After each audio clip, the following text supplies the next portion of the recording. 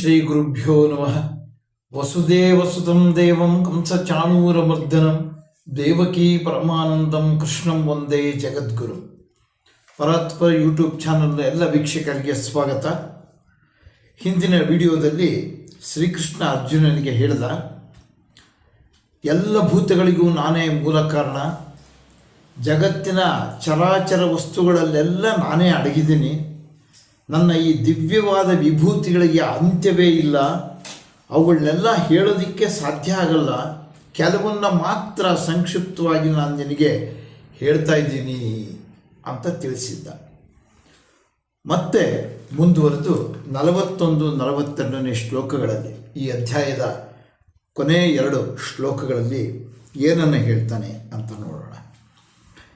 ಯದ್ಯದ್ವಿಭೂತಿ ಮತ್ಸತ್ವಂ ಶ್ರೀಮದೂರ್ಜಿತಮೇವ ವಾ ತತ್ತದೇವಾವಗಚ್ಚತ್ವಂ ಮಮ ತೇಜೋಂಶ ಸಂಭವಂ ಅಂತ ಹೇಳಿದ. ಯಾವ ಯಾವ ವಸ್ತು ವಿಭೂತಿಗಳ ಉಳ್ಳದ್ದೋ ಮತ್ತು ಐಶ್ವರ್ಯವಂತವೋ ವಿಕಾಸವಂತವೋ ಅವೆಲ್ಲ ನನ್ನ ತೇಜಸ್ಸಿನ ಅಂಶವೇ ಅಂತ ತಿಳಿ ಅಂತ ಹೇಳ್ತಾ ಇದ್ದಾನೆ ಅರ್ಜುನನಿಗೆ.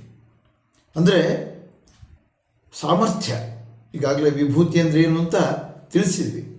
ಒಂದು ವೈಶಿಷ್ಟ್ಯ, ಸಾಮರ್ಥ್ಯ ಭಗವಂತಂದು. ಎಲ್ಲ ರೀತಿಯ ವೈಶಿಷ್ಟ್ಯಗಳಲ್ಲೂ ಕೂಡ, ಜಗತ್ತಿನ ಎಲ್ಲ ರಂಗಗಳಲ್ಲೂ ಕೂಡ ಅದರ ಹಿಂದೆ ಇರ್ತಕ್ಕಂಥ ಸಾಮರ್ಥ್ಯ ಭಗವಂತಂದೇ ಆಗಿರುತ್ತೆ. ಆ ಸಾಮರ್ಥ್ಯದ ಹಿಂದೆ ಭಗವಂತ ಅಡಗಿದ್ದಾನೆ ಮತ್ತು ಇಡೀ ಭೂಮಂಡಲವೇ ಅವನ ಅಧೀನದಲ್ಲಿದೆ. ಎಲ್ಲ ರೀತಿಯ ಸಂಪತ್ತು, ಅದು ಪ್ರಕೃತಿ ಸಂಪತ್ತಿರ್ಬೋದು, ಗುಡ್ಡ, ಪರ್ವತ, ನದಿ, ಸಾಗರ, ಸರೋವರ ಎಲ್ಲವೂ ಕೂಡ ಅವನ ಸಂಪತ್ತು. ಎಲ್ಲ ಸೃಷ್ಟಿಯೂ ಕೂಡ ಅವನ ತೇಜಸ್ಸಿನಿಂದಲೇ ರೂಪುಗೊಂಡಿರ್ತಕ್ಕಂಥದ್ದು. ಎಲ್ಲದಕ್ಕೂ ಆಕಾರಗಳನ್ನು ಕೊಟ್ಟಿರ್ತಕ್ಕಂಥದ್ದು ಯಾರು? ಭಗವಂತ. ಪ್ರಾಣಿ ಪಕ್ಷಿಗಳಿಗೆ, ಗಿಡಮರಗಳಿಗೆ, ಎಲ್ಲ ಪ್ರಕೃತಿ ಸಂಪತ್ತಿಗೆ ಒಂದು ಆಕಾರವನ್ನು, ನಿರ್ದಿಷ್ಟವಾದಂಥ ರೂಪವನ್ನು, ಜೀವನ ಶೈಲಿಯನ್ನು ಕೊಟ್ಟಿರ್ತಕ್ಕಂಥದ್ದು ಭಗವಂತನೇ ಅನ್ನುವಂಥ ಮಾತನ್ನು ಹೇಳಿದ.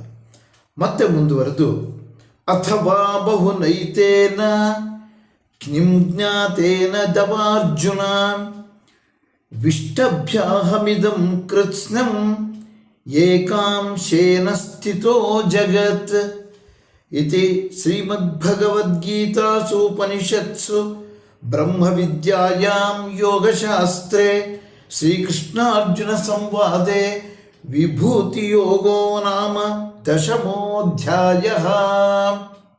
ಹೀಗೆ 10ನೇ ಅಧ್ಯಾಯ ಮುಕ್ತಾಯ ಆಗ್ತಾ ಇದೆ. ಕೊನೆಯ ಶ್ಲೋಕದಲ್ಲಿ, 42ನೇ ಶ್ಲೋಕದಲ್ಲಿ ಭಗವಂತ ಅರ್ಜುನನಿಗೆ ಹೇಳ್ತಾ ಇದ್ದಾನೆ, ಹೇ ಅರ್ಜುನ, ಈ ವಿಭೂತಿಯನ್ನು ಅನೇಕ ವಿಧವಾಗಿ ಅರಿತು ಪ್ರಯೋಜನ ಏನು? ನಾನು ಈ ಜಗತ್ತನ್ನು ಒಂದೇ ಅಂಶದಿಂದ ಧರಿಸಿದ್ದೀನಿ ಅಂತ ಹೇಳಿಬಿಟ್ಟ ಕಟ್ಟ ಕಡೆಗೆ.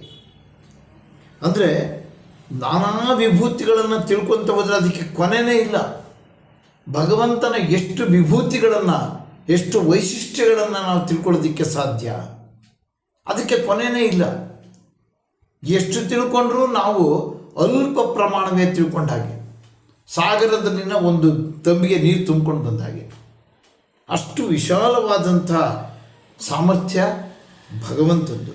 ಹಾಗಾಗಿ ಭಗವಂತನೇ ಹೇಳ್ತಾನೆ, ಈ ಇಡೀ ಸೃಷ್ಟಿಗೆ ಕಾರಣನಾದಂಥ ನಾನು ಎಲ್ಲವನ್ನೂ ಕೂಡ ಒಂದೇ ಅಂಶದಿಂದ ಧರಿಸಿದ್ದೀನಿ ಅಂತ ಹೇಳಿಬಿಟ್ಟ. ಅಂದರೆ ಎಲ್ಲ ಸೃಷ್ಟಿಗೂ ಕೂಡ ತನ್ನ ಒಂದು ಅಂಶ, ಭಗವಂತನ ಒಂದು ಅಂಶ ಕಾರಣ ಆಗಿದೆ ಅಂತ ಹೇಳ್ತಾ ಇವತ್ತು ಈ 10ನೇ ಅಧ್ಯಾಯದ ಮುಕ್ತಾಯ ಆಗಿದೆ. ಇನ್ನು ಮುಂದೆ ನಾಳೆ 11ನೇ ಅಧ್ಯಾಯ ವಿಶ್ವರೂಪ ದರ್ಶನ ಯೋಗ. ಅದನ್ನು ಬಹಳ ಮುಖ್ಯವಾದಂಥ ಅಧ್ಯಾಯ. ಎಲ್ಲ ಅಧ್ಯಾಯಗಳು ಮುಖ್ಯವೇ, ಅದರಲ್ಲೂ ಅದಕ್ಕೆ ವಿಶಿಷ್ಟವಾದಂಥ ಒಂದು ಸ್ಥಾನ ಇದೆ. ಅಂಥ ಏಕಾದಶೋಧ್ಯಾಯವನ್ನು ಮುಂದೆ ಪ್ರಾರಂಭ ಮಾಡೋಣ ಅಂತ ಹೇಳ್ತಾ ಇವತ್ತಿನ ಈ ವಿಡಿಯೋವನ್ನು ಮುಕ್ತಾಯ ಮಾಡ್ತೀನಿ. ನಮಸ್ಕಾರ.